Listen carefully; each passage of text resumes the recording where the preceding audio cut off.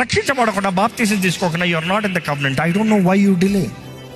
అనేక మంది ఎందుకు, నేను బాగున్న తర్వాత తీసుకుంటానులే, నేను మంచిగా అయిన తర్వాత తీసుకుంటానులే, నేను ఏ తప్పు చేయకుండా తర్వాత తీసుకుంటానులే, let me live right and then take baptism.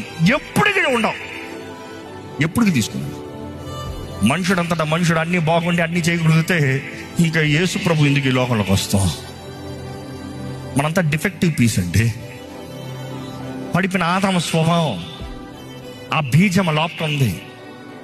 కానీ మనల్ని వెతకి రక్షించిన దేవుడు ఆయన ప్రేమను బట్టి మనల్ని బాగు చేస్తానికి, మన బలహీనతల మధ్యలో ఆయన కృపను అనుగ్రహించి ఆయన బలాన్ని మనకు అనుగ్రహించి నడిపిస్తానికి దేవుడు ఎంతో ఆశపడుతున్నాడు. కానీ ఈరోజు we are still calculating on our performances. Do not delay. ఆశ ఉందా?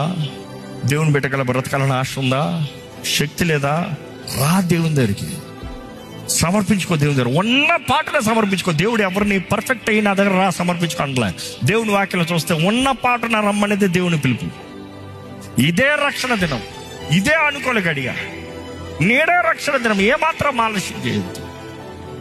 But then when you come to God, recognize your weakness and recognize who God is.